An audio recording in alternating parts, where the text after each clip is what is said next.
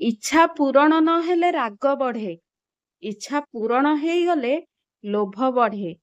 ସେଥିପାଇଁ ଜୀବନର ସବୁ ପରିସ୍ଥିତିରେ ଧୈର୍ଯ୍ୟର ସହିତ କାର୍ଯ୍ୟ କରିବାଟା ହିଁ ଶ୍ରେଷ୍ଠତା ଅଟେ।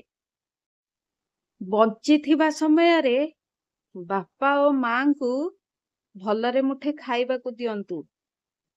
ମରିଗଲା ପରେ ସୁସ୍ୱାଦ ଖାଦ୍ୟ ଦେଇ ଭୋଜି ଭାତ କରିବାର କୌଣସି ମୂଲ୍ୟ ନଥାଏ। ଅତୀତକୁ ମନେ ପକେଇ କେବେ ମନ ଦୁଃଖ କରନ୍ତୁ ନାହିଁ। ବର୍ତ୍ତମାନକୁ ଦେଖି କେବେ ଅହଙ୍କାର କରନ୍ତୁ ନାହିଁ ଏବଂ ଭବିଷ୍ୟତକୁ ଦେଖି କେବେ ଚିନ୍ତା କରନ୍ତୁ ନାହିଁ।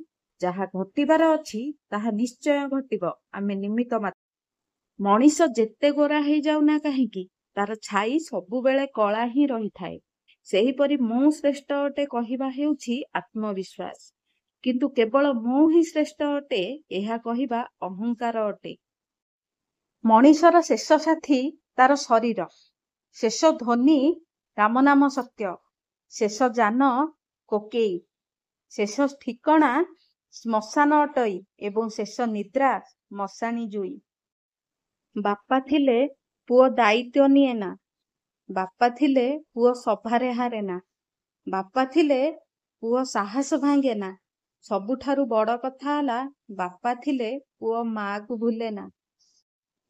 କେବଳ ସେହି ଲୋକମାନଙ୍କ ଉପରେ ଭରସା କରନ୍ତୁ ଯିଏ ଆପଣଙ୍କ ଖୁସି ପଛରେ ଥିବା ଦୁଃଖ ଦେଖିପାରୁଥିବ, ରାଗ ପଛରେ ଥିବା ଭଲ ପାଇବାକୁ ଦେଖିପାରୁଥିବ ଏବଂ ନୀରବ ପଛରେ ଥିବା କାରଣ ଦେଖିପାରୁଥିବ। ଯଦି ଭଗବାନଙ୍କୁ କିଛି ମାଗିବାର ଅଛି ତାହେଲେ ତୁମ ବାପା ଓ ମାଙ୍କର ଲମ୍ବା ଆୟୁଷ ମାଗନ୍ତୁ, କାରଣ ତାଙ୍କଠାରୁ ଅଧିକ ଭଲ ପାଇବା ଏ ଦୁନିଆରେ ତୁମକୁ କେହି ବି ଦେଇପାରିବେନି। ମା ବାପା ସେତେବେଳେ ଭାଙ୍ଗି ପଡିଥାନ୍ତି ଯେତେବେଳେ ତାଙ୍କ ଛୁଆ ବଡ ହେଇ କୁହନ୍ତି ତୁମେ ମୋ ପାଇଁ କରିଛ କଣ।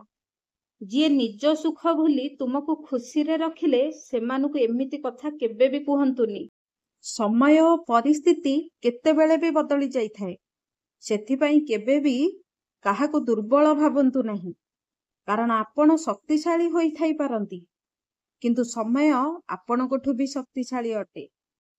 ସମ୍ମାନ ପାଇଁ ସଂଘର୍ଷ କରନ୍ତୁ କିନ୍ତୁ ଅଧର୍ମ କରିକି ନୁହେଁ, ଏବଂ ଅଧିକାର ପାଇଁ ଅବଶ୍ୟ ଲଢନ୍ତୁ କିନ୍ତୁ ଯେଉଁ ଜିନିଷ ଆପଣଙ୍କର ନୁହେଁ ତା ଉପରେ ଅଧିକାର କରନ୍ତୁ ନାହିଁ।